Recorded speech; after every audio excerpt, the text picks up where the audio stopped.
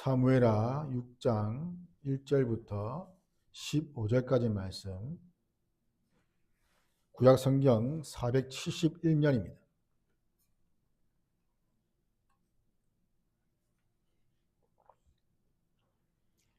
사무엘하 6장 1절부터 15절 말씀 제가 봉독하겠습니다.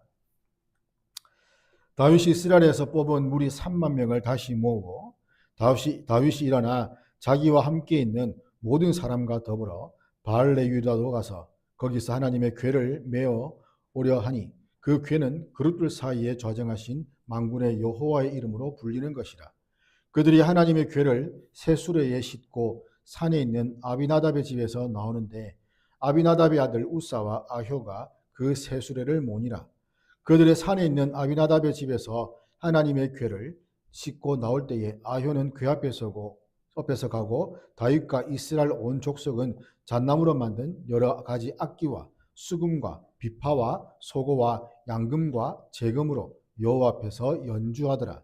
그들이 나곤의 타작마당에 이르러서는 소들이 뛰므로 우사가 손을 들어 하나님의 궤를 붙들었더니 여호와 하나님이 우사가 잘못함으로 말미암아 진노하사 그를 그곳에서 치시니 그가 거기 하나님의 궤 곁에서 죽으니라. 여호와께서 우사를 치심으로 다윗이 분하여 그곳을 베레스 우사라 부르니 그 이름이 오늘까지 이르니라. 다윗이 그날에 여호와를 두려워하여 이르되 여호와의 궤가 어찌 내게로 오리요 하고 다윗이 여호와의 궤를 옮겨 다윗성 자기에게로 메어가기를 즐겨하지 아니하고 가드 사람 오벳 에돔의 집으로 메어간지라. 여호와의 궤가 가드 사람 오벳 에돔의 집에 석 달을 있었는데 여호와께서 오벳 에돔과 그의 온 집에 복을 주시니라. 어제 사람이 다윗 왕에게 아뢰어 이르되 여호와께서 하나님의 궤로 말미암아 오벳 에돔의 집과 그의 모든 소유에 복을 주셨다 한지라. 다윗이 가서 하나님의 궤를 기쁨으로 메고 오벳 에돔의 집에서 다윗성으로 올라갈새 여호와의 궤를 맨 사람들이 6걸음을 가매 다윗이 소와 살찐 송아지로 제사를 드리고 다윗이 여호와 앞에서 힘을 다하여 춤을 추는데 그때 다윗이 배 에봇을 입었더라. 다윗과 온 이스라엘 족속이 즐거이 환호하며 나팔을 불고 여호와의 궤를 메어 오니라. 아멘. 사람들은 사람의 외모를 보고 판단을 합니다. 그 사람의 얼굴의 생김새나 몸의 어떤 형체나 이런 입은 옷이나 또는 내가 갖추어진 것들을 보고 많이 판단을 하고 그 사람이 어떤 사람이다라고 짐작을 하기도 합니다. 그러나 하나님은 사람의 중심을 보십니다. 아무리 외모가 탁월해도 그 중심에 하나님을 모시지 않는 사람은 하나님께서 그를 사용하지 않습니다. 바울은 우리를 가리켜 성령의 전이다라고 말씀합니다. 그렇기 때문에 우리의 중심에는 늘 하나님이 계셔야 되는 것이고 하나님을 우리 중심에 모시고 살아야 합니다. 왜냐하면 사람은 하나님의 형상으로 지음받았기 때문이죠. 하나님의 형상이란 것은 곧 흙으로 지은 그 사람 안에 하나님이 생기를 불어 넣으심으로써 살아있는 영이 되게, 생명이 되게 하셨기 때문인데 그렇게 함으로써 사람과 교제하기를 기뻐하셨고 또 사람으로부터 영광을 받기를 원하셨다는 겁니다. 때문에 사람은 하나님을 기쁘시게 하는 삶을 살아야 되는 것이고 무엇을 하든지 하나님의 영광을 위해서 해야 된다고 성경은 말씀합니다. 우리 5장에 보면 다윗이 온 이스라엘 왕이 되고 후에 시온을 빼앗아서 그 성을 둘러쌌으며 블레셋과 싸워서 승리를 하게 됩니다. 그리고 본문에서는 다윗이 여호와의 궤를 이 바알레유다에서 다윗성으로 이제 옮겨 오려가는 그 모습이 나오는데 하나님을 왕으로 이제 자기가 있는 그 성으로 왕으로 하나님을 모시고자 하는 그런 의도를 가지고 있는 거죠. 법궤는 하나님의 보좌이고 그분의 임재와 통치를 상징하기 때문입니다. 그런데 이 하나님 앞에서 행한 그 일들이 선한 의도를 가지고 했음에도 불구하고 전혀 생각지 못한 일들이 일어납니다. 그리고 이러한 시간이 지나면서 다윗이 큰 교훈을 얻게 되는데 그러면서 왕이신 하나님을 더욱더 깊이 알아가게 됩니다. 오늘 본문에서 우리 중심에 모셔야 할 하나님이 어떤 분인지를 살펴보고자 하는데 먼저는 왕이신 하나님입니다. 법궤의 중요성에도 불구하고 사울왕 시대에는 법궤가 왕과 하나님의 박 왕과 백성의 무관심 속에서 이 바알 에유다에 그냥 방치가 되었습니다. 사울이 죽고 비로소 이스라엘 왕이 된 다윗이 이 부분을 가장 먼저 알고 바로 잡으려고 했던 거죠. 그래서 방치되어 있던 이 법궤를 이스라엘 중심인 예루살렘 성으로 옮겨오려고 합니다. 법궤가 무엇이기에 다윗이 이토록 중요하게 여겼을까?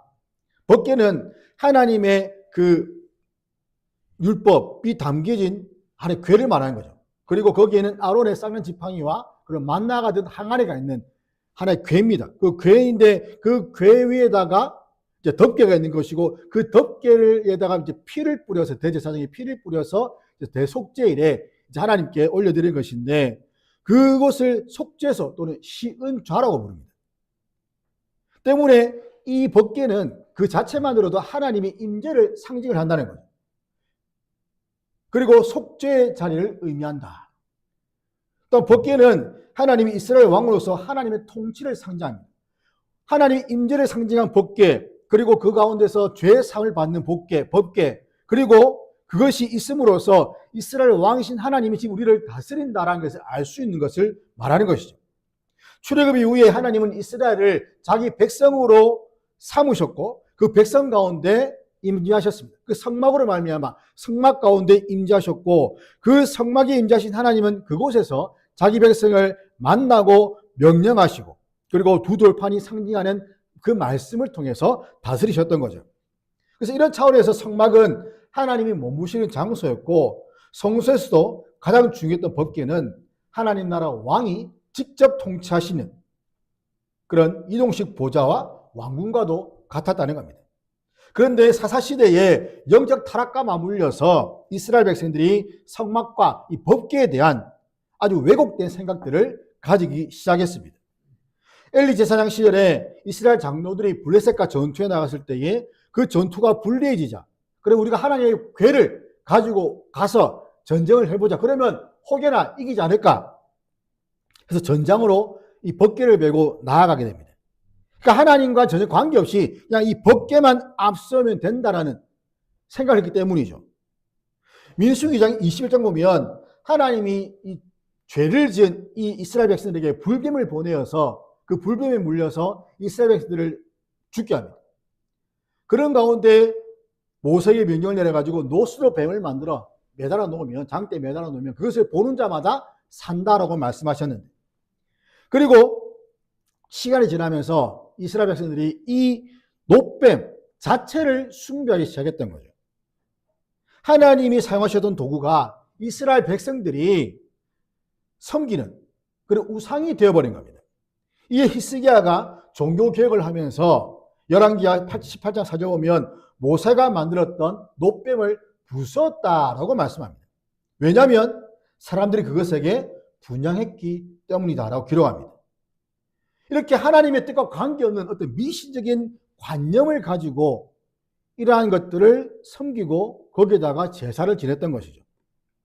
물론 성경에 보면 엘리사의 뼈에 그 죽은 사람의 시체가 닿자 다시 살아나는 일들이 기록되었습니다. 또 혈루증 여인이 예수님의 옷을 만지고 그 병이 치료받는 그런 일도 있습니다. 또한 사람들이 바울의 수건이나 앞치마를 가져다가 병자에게 얹었을 때에 그 병이 떠나는 그런 일들도 성경에 기록이 되어 있습니다. 이런 사건들은 물건 자체에 어떤 능력이 있는 것이 아니라 하나님께서 특별한 그 상황에서 자신의 주권으로 일으키신 기적이라는 것을 알아야 한다는 거죠. 때문에 이러한 성물에 대한 숭배가 성경적으로 볼 때에는 분명히 우상 숭배의 하나의 형태라고 볼 수 있는 겁니다. 성물 숭배는 원래 하나님을 기념하거나 기억하기 위한 도구나 상징이 시간이 지남에 따라서 그 원래의 그 의미는 다 잊어버리게 되고 그냥 그 물건 자체에 어떤 신비한 능력이 있다라고 믿는 것이 바로 성물 숭배라는 거예요. 그래서 어떤 물건을 만지면 병이 낫는다. 특정 종교 물건이 병을 고친다. 물건 자체가 신비한 능력이 있다라는 그런 말들을 믿고 실제로 가서 그런 것들을 만지는데 그 만지는 것도 그냥 만지는 것이 아니라 횟수를 정해서 몇 번을 만져야만 된다라는 이러한 식의 어떤 규칙을 정해놓고 그렇게 하도록 유도를 한다는 것이죠. 이 성물숭배는 종교, 중세 시대 때 가장 거기에 달했습니다. 그래서 예수님이 못 박혔던 어떤 그 못 또는 그 나무 십자가의 그 나무 조각 또는 예수님의 어떤 뼈 조각 또 예수님이 과시간 과시 그 조각 이러한 것들을 가져다가 전시해 놓고 거기 한 바퀴 돌면서 거기다가 고개를 숙이고 기도하고 했던 그런 일들이 중세 시대 때 있었다는 거죠. 그러다 보니까 그런 사람들의 마음을 이용해서 돈을 벌기 위해서 가짜 성물을 만들어서 전시하는 일도 있었다는 겁니다. 그러니까 실제로 검증되지 않는 것들을 가져다가 영화에 주로 나온 것들이 이제 예수님이 마지막 성찬 때 마셨던 그 잔, 성배라고 그러는 그러한 것들을 가져다가 전혀 검증 않는 것들을 가져다가 마치 그 진짜인 것처럼 속여서 사람들의 마음을 계속해서 이용해 나가는 거예요. 그러면 결국 하나님을 의지하는 것이 아니라 이러한 물건들을 의지하는 신앙이 된다는 겁니다. 즉 신앙의 대상이 하나님에서 물건으로 바뀌어버린다는 거죠. 믿음이 아니라 부적 신앙이 되어버리는 겁니다. 신앙에 살아있는 관계가 아니라 종교적인 행동으로 변질되는 거예요. 현대인들도 마찬가지입니다. 십자가 목걸이나 십자가 어떤 그것에 어떤 굉장한 의미를 두고 그 십자가 목걸이를 마치 부적처럼 여기기도 한다든지 성경책 자체에 어떤 능력이 있는 것으로 생각을 한다든지 또는 교회 건물 자체가 아주 거룩한 능력이 있는 이러한 미신적 관념에 사로잡히지 않도록 우리는 경계해야 됩니다. 그래서 하나님은 이러한 이스라엘 백성들의 그릇된 생각들을 깨뜨리시고자 전투에서 패배하게 하셨고 법궤 또한 이방 족속인 블레셋 손에 넘겨버리셨던 거죠. 물론 하나님이 전투에서 지신 것은 아닙니다. 그 이후에 하나님이 블레셋에서 재앙을 내려 법궤가 다시 이스라엘로 돌아오게 하셨기 때문이죠. 그리고는 기란 여라임 아비나답의 집에 머무르게 되었고 사울 왕 시대는 그냥 무관심 속에 방치되었던 겁니다. 전혀 관심이 없었던 거죠. 이 방치된 법궤가 이스라엘의 영적 어둠 상태를 나타내는 겁니다. 오늘날에도 이런 일들이 충분히 일어날 수가 있습니다. 우리는 빛이며 등인 하나님 말씀인 성경을 가지고 있지만 그러나 이러한 빛과 등이 내 삶의 내 길에 내 인생의 빛과 등인 이 말씀이 있음에도 불구하고 그냥 이 말씀이 집에 있는 방치한 채로 그냥 한 주간 계속 시간을 보내버리는 거죠. 예배는 드리지만 그 중심에 하나님은 없는 그런 삶을 살 때가 많다는 겁니다. 마치 법궤를 그냥 어디 변방에다가 창고에다가 그냥 몰아넣고 밀어 넣어버리고 그냥 하나님을 삶의 그 한쪽 구석에 사는 그러한 모습으로 사는 것이죠. 그럼 우리는 이렇게 질문해야 됩니다. 내 삶의 중심에 하나님이 계신가? 아니면 창고에 방치된 법궤처럼 그냥 하나님을 한쪽 구석에다가 밀어넣고 살아가고 있는가? 사울이 죽은 후에 왕이 된 다윗은 이러한 영적 어둠 상태를 알았다는 겁니다. 그리고 돌이키고자 했던 거죠. 그래서 하나님의 왕자를 상징하는 이 법궤를 이스라엘 수도인 예루살렘으로 옮겨오고자 했습니다. 이를 위해서 세수레와 더불어 3만 명의 구별된 무리를 동원해서 기랏 여아림에서 있던 법궤를 예루살렘으로 옮기기 시작합니다. 하나님을 향한 그 다윗의 그 마음은 굉장히 아름다워 보입니다. 자, 어느 집에 불이 났는데 사람들이 모두 바깥으로 다 나옵니다. 근데 어린아이가 한 명 남아 있었습니다. 불이 너무 커서 도저히 들어갈 수 없는 그런 상황입니다.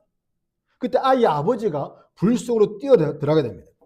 사람들이 들어가면 죽습니다라고 만류함에도 불구하고 아버지는 저 안에 내 아들이 있습니다라면서 뛰어 들어갑니다. 결국 아이를 안고 나오는 거죠. 사람들이 이해하지 못하는 행동도 바로 사랑하는 대상이 있으면 거기에 대한 열심을 가질 수가 있는 겁니다. 마찬가지로 하나님을 향한 열심도 하나님을 사랑하면 자연스럽게 생겨난다는 거죠. 이러한 하나님을 향한 열심, 사랑, 그것이 있었기 때문에 다윗이 이 바알레위에 있는 여호와의 궤를 예루살렘으로 모셔오기로 했던 것이고, 그리고 3만 명을 뽑아서 그것을 가지고 이제 데리고 온다는 거죠. 자, 근데 중요한 것은 그들이 하나님의 궤를 메고 와야 된다. 보시면 그 궤를 그 괴를 메어 오려 하니라고 했지만, 그러나 그들이 정작 했던 것은 그 괴를 쇠수레에 싣고 오는 것이었습니다. 메고 오는 것이 아니라 싣고 오는 거죠. 그리고 우사와 아유가 그 쇠수레를 이제 끌게 되는데, 그들을 위해서 다윗과 이스라엘 족속들이 악기를 가지고 여호와를 기뻐하면서 연주를 하게 됩니다. 자, 이러한 기쁨, 하나님의 괴가 예루살렘에 온다는 그 사실만으로도 기뻐하면서 그들이 찬양을 했던 것인데, 이러한 기쁨이 우리에게도 있어야 한다는 겁니다. 하나님 우리에게 오심을 기뻐해야 됩니다. 우리 자신의 생각과 행동 중심에 하나님을 두기를 소망하면서 그것을 중요한 일로, 그것을 기쁨으로 여겨야 된다는 것이죠. 이를 위해서 우리가 먼저 해야 될 것은 바로 하나님을 왕으로 모시는 겁니다. 왕으로 모신다는 것은 자신의 생각과 행동 중심에 하나님을 두는 것을 말합니다. 우리가 부른 이 예수 우리 왕이요, 우리가 찬양은 예수 우리 왕이요 말하지만, 실제로 예수님이 우리의 왕으로 정말 내 삶을 인도하시는 분인가 라는 것을 우리는 생각을 해봐야 한다는 것이죠. 자신의 유익이 되느냐를 생각하기보다는 먼저 하나님의 뜻에 맞는지, 그리고 하나님이 이것을 기뻐하시는지를 먼저 기도하고 생각하고 결정을 해야 한다는 겁니다. 하나님을 자신의 생각과 행동 중심에 모시는 것은 선택의 문제가 아닙니다. 차선의 문제도 아닙니다.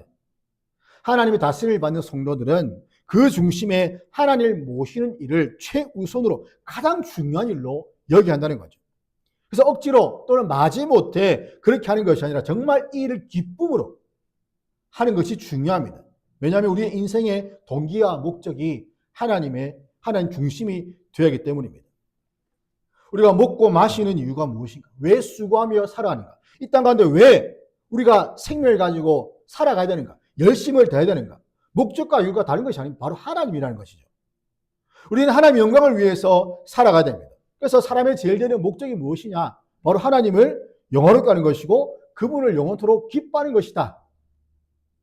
혹여 우리 마음 가운데 하나님이 아니라 다른 것이 혹여 내 마음을 사로잡고 있고 내 중심에 놓여 있다면 그것은 우리가 내려놓아야 되는 거죠. 버려야 되는 겁니다. 정말 내가 하나님을 사랑하고 하나님에 대한 열심이 있다고 말은 하지만, 그러나 정작 그 중심에 하나님이 아닌 다른 어떤 동기로 하나님에 대한 열심, 하나님에 대한 사랑이 나온다면 그것은 분명히 우상 숭배가 되는 것이고 잘못된 것입니다. 오직 하나님과 그분의 말씀을 우리 중심에 두고 순종하며 살아가야 됩니다. 하나님만이 나의 진정한 왕이 되시고 나의 주님이심을 날마다 고백하면서 우리 중심에 하나님을 모시기를 소망하고 기뻐하는 저와 여러분 되기를 주의 이름으로 축원합니다. 두 번째는 진노하신 하나님이신데 법궤를 예루살렘으로 옮기는 과정에서 예기치 않은 일이 일어납니다. 하나님의 궤를 운반하는 그 행렬이 나곤의 타작마당에 이르렀을 때에 갑자기 소들이 뛰는 거죠. 그러니까 수레에 실려있던 그 궤가 막 흔들려서 수레에서 이제 쏟아져 나오려 하자 우사가 그 궤를 잡게 됩니다. 그런데 하나님이 그 우사를 치십니다. 전혀 예상치 못했던 거죠. 하나님의 법을 우리가 어기려고 어긴 것이 아니라 어쩔 수 없이 어기게 되었음에도 불구하고 하나님은 우사를 치셨다는 겁니다. 그리고 그 궤 곁에서 죽었습니다. 다윗이 우사의 죽음으로 분노를 했지만 그러나 여호와를 두려워해서 이 궤를 다윗으로 메어가기를 즐겨하지 않고 오벳 에돔의 집으로 보내어버립니다. 법궤를 옮기려는 다윗의 의도는 분명히 선한 의도입니다. 그런데 왜 이런 일이 일어나는 것일까? 하나님은 오래전에 율법에서 법궤에 대한 말씀을 주셨습니다. 법궤 운반과 관련해서 성물에 손을 대면 죽는다라고 기술하면서 이런 이유에서 율법은 법궤가 수레가 아닌 이 레위인의 어깨에 매어서 옮겨져야 한다라고 기록을 하고 있는 거죠. 결국 우사는 성물에 손을 대면 죽는다라는 이 말씀을 어기게 된 것이고 결과적으로 어기게 된 것이고 하나님의 거룩성을 침범하여서 죽은 것입니다. 그러니까 하나님이 택하여 구별해 세우신 이 성물, 즉 이것은 하나님처럼 거룩한 것인데 죄인이 거룩한 그 하나님의 그 성물에 손을 대니까 결국에는 죽을 수밖에 없다는 말이에요. 하나님은 법궤를 레위 사람의 어깨에 매어서 운반하라고 명령하셨기 때문인데, 그러나 다윗이 이러한 율법의 가르침을 좀 가볍게 여겼던 것 같습니다. 비록 세수레와 또 이스라엘 중에서 구별해야 3만 명, 3만 명이면 굉장한 숫자입니다. 그냥 성경은 3만 명 되어 있지만 그 수가, 그 인원이 줄을 서면 굉장히 뒤에 보이지 않을 정도로 줄을 쫙 서야 되는 그 수인데, 그 많은 사람들을 이게 동원하는 열심을 냈지만 그 방식은 전혀 하나님의 뜻과는 맞지가 않았다는 거죠. 이것은 사람들이 편한 방법을 선택하기 때문입니다. 자신이 편한 대로 자신의 기준과 열심으로 교회와 성도들을 섬기기 때문이죠. 문제는 이러한 자기만의 열심과 방식을 하나님을 섬길 때에도 동일하게 사용한다는 겁니다. 그러면 결국에는 이것이 굉장히 사람들 보기에는 좋아 보일지 모르겠지만, 그러나 하나님이 보시기에는 그것이 잘못된, 하나님 뜻과 맞지 않는 방식과 열심이 될 수가 있다는 거죠. 그래서 무조건 열심을 내고 무조건 막 밀어붙이는 것도 때로는 필요하지만, 그러나 중요한 것은 그것이 하나님의 뜻에 맞느냐 맞지 않느냐를 보는 것이 중요하다는 겁니다. 하나님을 섬기는 방법은 하나님이 정하십니다. 종종 우리는 의도만 좋으면 되지 라고 생각하지만, 하나님은 사랑의 하나님이시지만 또한 동시에 거룩하신 하나님이시죠. 레위기 10장 보면 아론의 아들 나답과 아비후가 하나님 명령하지 않는 그 불을, 다른 불을 사용해서 향을 드렸을 때에 하나님이 그 불로 그들을 치셨습니다. 즉 하나님 그 정하신 방식대로가 아닌 자기들의 편한 방식대로 행했기 때문에 생명을 잃은 것이죠. 더 나아가 다윗은 하나님의 뜻과 주권보다 자신을 더 앞세우는 어리석음을 범했던 겁니다. 중요한 일을 앞두고 기도했던 다윗, 정작 다윗 이 법궤를 옮기는 일에 있어서는 하나님의 뜻을 물어보지 않았다는 겁니다. 뿐만 아니라 하나님의 인도를 기다기보다는 자기들이 이것을 주도하려 했다라는 것이죠. 과거에 블레셋에서 법궤를 옮길 때에 두 암소가 이끄는 쇠술에 실어서 이스라엘로 돌려 보냈습니다. 그때 누구의 도움이나 개입 없이 이 암소들이 그냥 터벅터벅 걸어서 결국에는 목적지까지 왔던 것이죠. 이것은 암소에게 어떤 훈련을 시켜서가 아니라 하나님이 그 암소들을 주도적으로 인도했기 때문에 그것이 안전하게 왔던 겁니다. 자, 그런 것과 이 다윗의 모습을 비교해 본다면, 지금 다윗은 이방인들처럼 새 사용한 것도 문제지만 그 새 수레를 자신들을 철저하게 통제하려고 했다는 겁니다. 수레를 모르는 자들이 궤 앞에서 행하거나 심지어 궤를 붙들어 다니는 것. 물론 다윗은 그냥 수레, 일반 집에서 쓰는 그런 수레가 아니라 새 수레, 그러니까 왕이 새 수레를 끌고 갔다는 것은 그 수레가 굉장히 우리가 이끄는, 옛날에 이끄는 리어카 그런 개념이 아니라 정말 아주 견고하게 만들었을 것이고, 아주 이 벗기를 싣기 위해서는 정말 이렇게 좀 아름답게, 예를 들면 금칠을 한다든지 조금 그렇게 만들지 않았겠습니까? 그 쇠수레로 하나님의 궤를 옮겨 오려고 했던 것. 물론 하나님의 궤를 위해서 새 것을 사용하는 것은 좋은 것이지만 이것이 사람의 생각에 불과하다는 거죠. 하나님은 헌 것이든 새 것이든 구분하지 않으십니다. 비록 우리 눈에는 헌 것일지 모르겠지만 하나님은 그 중심을 보시기 때문에 개의치 않으신다는 거예요. 부자가, 예수님 말씀하신 부자가 그 가진 것 중에 일부를 헌금하는 것과 두렛돌이지만 비록 적은 것이지만 그것을 하나님께 다 드린 그 과부와 비교해 볼 때 과부가 드린 것이 훨씬 더 크다라고 말씀하신 것처럼 새 것, 헌 것, 물론 그 마음 가운데 어떤 중심, 마음 가운데 의도는 좋지만 그러나 그것이 하나님의 뜻과 맞느냐가 더 중요하다는 겁니다. 또한 하나님 방식이 아니라 이방인의 방식, 즉 사람의 방식으로 하나님의 궤를 옮기려고 했다라는 것이죠. 하나님께서는 자신의 방식대로 하나님을 예비하고 봉사하기를 말씀하십니다. 그래서 우리는 하나님의 방식을 추구하며 따라야 되는 거죠. 또한 다윗과 그 일행은 하나님 주권을 침해했는데 하나님께 무엇인가 해드린다는 생각을 했을지 모르겠습니다. 내가 이렇게 하니까 하나님께 내가 무엇인가 해드린다. 그래서 진정한 왕신 하나님은 다윗에게 교훈하시면서 하나님이 정하신 방식을 따르는 것과 하나님이 어떤 문제를 아는 것이 더 중요하다라는 것을 알리신다는 거죠. 물론 다윗의 열정이 다 나쁘다고는 말할 수가 없습니다. 하지만 그 이전에 그가 하나님이 주권자시다. 법궤가 수레에서 떨어져도 하나님 것이기 때문에 그것은 사람이 만질 수 없는 것이기 때문에 만져서는 안 되는 것이요. 하나님이 하시도록 하나님께서 이끄시도록 무엇이 사람의 손은 다 놓아야 됨에도 불구하고 그렇게 하지 않았다는 거죠. 내가 어떻게 해보려고 하는 그런 마음. 그래서 교회에서 분란이라는 것도 사람들이 내가 어떻게 해보려고 하겠다는 그런 자기만의 열심을 가지기 때문에 교회가 분란이 생길 수가 있다는 겁니다. 그래 사람들 사이에 관계가 깨어지게 된 것이고 결국 교회가 쪼개지는 것이죠. 다윗은 하나님께서 전쟁에서 이기도록 하셨던 것과 예루살렘을 왕도로 택하셨고 또 이 다윗 왕궁을 견고히 세우시고 이끄시는 분이 하나님이다라는 것을 알아야 했던 겁니다. 그래서 하나님의 주권을 인정하지 않으면 결국에는 뭐가 나타나냐면 자기가 드러난다는 거죠. 하나님이 하셨다가 아니라 내가 했다라는 말이 나온다는 겁니다.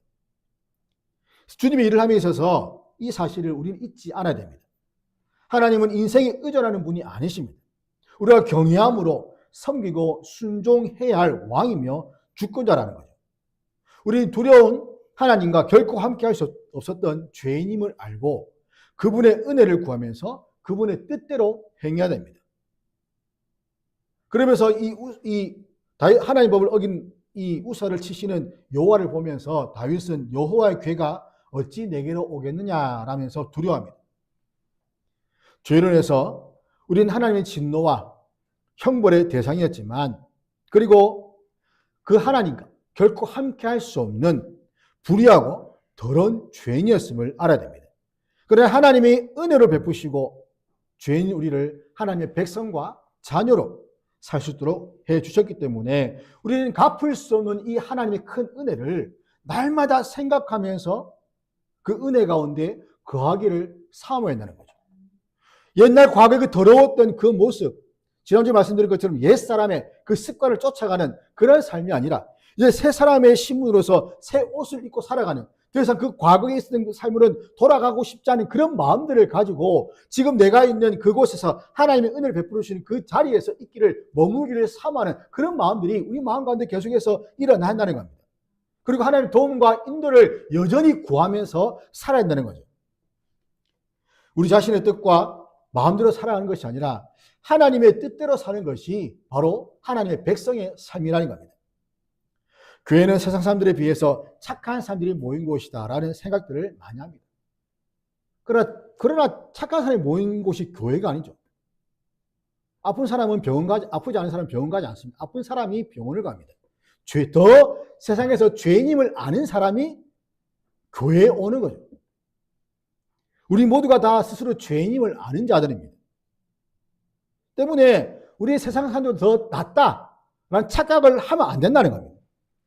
물론 도덕적이나 윤리적인 면에서 조금은 나을 수 있겠죠. 조금은 그래도 신앙의 양심이 있기 때문에 조금은 그들이 행하는 그런 죄에 비교해 볼 때에 상대적으로는 덜 할 수 있을지 모르겠지만 그러나 그들보다 더 낫다, 내가 그들보다 뛰어나다 이런 생각들은 하면 안 된다는 겁니다. 그런 착각들을 버려야 되는 거죠. 거룩하신 하나님이 도저히 함께 할 수 없는 그런 죄인, 그런 흉악한 그런 죄인들이었기 때문에 우리가 하나님 용서를 받아서 자녀로 살게 된 것이고 그런 그 죄가 크기 때문에 그 하나님의 은혜가 더 크게 우리에게 와 닿게 된다는 겁니다. 우리의 내면이 말씀과 성령으로 거듭난 역사가 일어나야 되는 것이죠.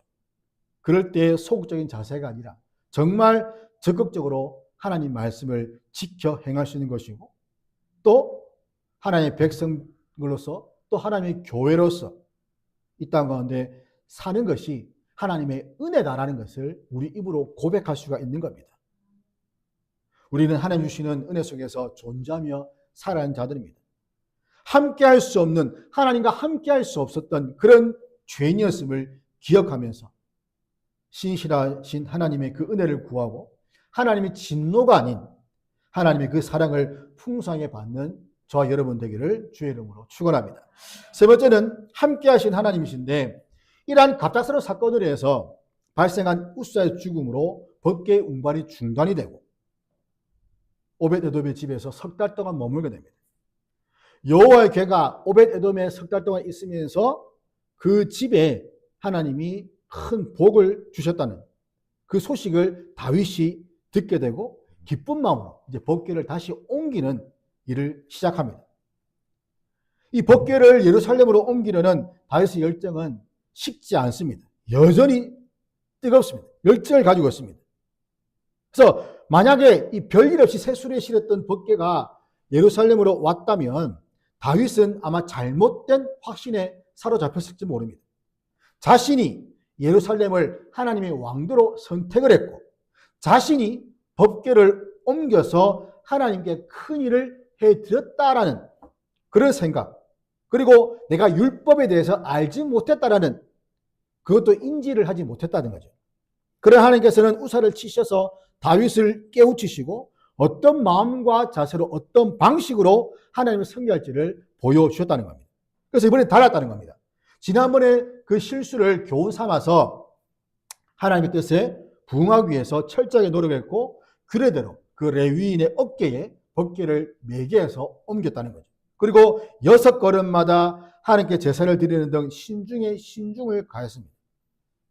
이런 맥락에서 예루살렘으로 들어오는 모습은 왕의 입성을 연상케 합니다.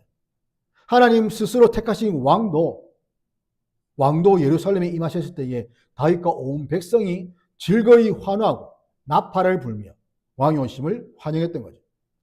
자, 다윗은 이때 왕복이 아니라 에봇을 입었습니다. 제사장 의복을 입었는데 철저하게 하나님의 대리자 그리고 대리 통치자요 제사장의 위치에서 참 왕이신 하나님을 맞이했음을 보여주는 거죠. 참 왕이신 하나님 앞에서 다윗이 온 힘을 다해 춤을 춥니다. 황제가 있고 로마의 황제가 있었고 각 지역마다 분봉왕이 있었을 때에 분봉왕들은 그 황제의 대리자로서 그 지역을 다스리는 왕들입니다. 그러니까 힘이 황제보다는 훨씬 적다는 거죠. 대리자에 불과하다는 거죠. 그래서 황제 한마디면 그 왕의 자리에서 쫓겨날 수 있는 그런 위치입니다. 다윗이 이 사실을 알았다는 거죠. 참 왕이신 하나님, 그 왕이신 하나님 앞에서 나는 아무것도 아니구나. 난 정말 어린아이와 같은 존재구나.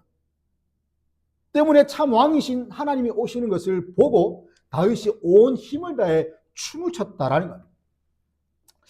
이런 모습을 보면 교회에서 보면 이제 좀 직분에 계신 분들이 조금 저도 마찬가지고 계신 분들이 조금 뻣뻣한 모습들은 이제 있는 걸 봅니다. 박수 치려도 박수 잘 안 치고 찬양도 크게 안 부르고 이 위험을 가진 모습으로 탁 인상 탁 쓰면서 언제 끝나나 찬양 왜 저렇게 찬양을 가볍게 하나 뭔가 어떤 그런데 굉장히 익숙해졌기 때문에 그러니까 유교 문화가 워낙 강하기 때문에 교회 안에서도 어떤 그런 이 유교 문화에 대한 질서가 있다. 그래서 조금이라도 어떤 장로, 권사, 직분 이렇게 있으면 특별히 장로님들은 조금 뭔가 이 위험을 가셔야 되기 때문에 조금 잘 이렇게 가벼운 모습들은 잘 나타나지 않습니다. 그래서 제가 조금 부러운 것이 뭐냐면 미국 같은 거 보면은 대통령이 막 나와가지고 이 색소폰 같은 걸 불고 나와가지고 막 연주를 하면 사람들이 막 박수 치고 환호하잖아요. 이게 그게 가벼워 보일지 우리가 볼 때는 대통령이 왜 이렇게 보일지 모르겠지만 그들의 문화나 여러 지문에서 볼 때는 그게 굉장히 익숙한 거라는 거예요. 그러니까 그게 나쁘다, 안 나쁘다가 아니라 그들의 문화. 그러니까 교회 문화도 조금은 이게 너무 무거운 문화가 아니라 조금은 이렇게 가볍고 경쾌한 모습으로 좀 바뀔 필요가 있다. 물론 제가 그렇게 해야 될 수도 있겠지만 잘 안 될 것 같아요. 그것도 보면 조금은 힘들지 않을까. 물론 그럼에도 불구하고 그런 것들이 나타나게 되면 결국에는 하나님 앞에서 춤추는 것도 마찬가지라는 거죠. 박수치고 정말 즐겁게 찬양하는 이 모습도 누구나 다 정말 하나님 앞에서는 누구나 다 어린 아이 같고 누구나 다 하나님 앞에서는 다 백성이잖아요. 오직 왕이신 하나님께 찬양드리는데 어떤 직분자라고 해서 가만히 앉아가지고 박수만 이렇게 탁 이렇게 아니고 팔짝 앉아있고 이런 모습들은 전혀 어울리지 않는다는 거죠. 이러한 온 힘을 다해서 춤을 추고 기뻐하는 모습, 이러한 모습을 통해서 왕이신 하나님을 맞이하는 이러한 모습들이 바로 우리의 모습이 되어야 한다는 겁니다. 다윗과 이스라엘이 왕의 말씀에 순종할 때에 하나님 주시는 복과 안식을 그들은 누렸습니다. 오늘날도 마찬가지죠. 복과 안식은 기독교 신앙에서 떼어놓을 수 없는 주제입니다. 진정한 복은 하나님과의 관계에 있습니다. 또한 진정한 안식은 멈춤이 아니라 하나님 안에서의 평안을 의미하는 것이죠. 물고기에게 최고의 복은 뭐겠습니까? 황금 비늘을 가지고 그리고 산더미 같은 먹이를 쌓아놓는 것, 그것이 아닙니다. 물고기에게 가장 큰 복은 바다 안에 있는 것 자체가 복이라는 거죠. 물고기가 바다를 떠나 육지에 금은 보화를 얻어 집을 짓고 호화로운 집을 짓고 산다 한들 그것이 복이 되겠습니까? 아니라는 거예요. 죽음이죠. 저주입니다. 한 왕이 평화를 잘 표현하는 그림에게 상을 주기로 합니다.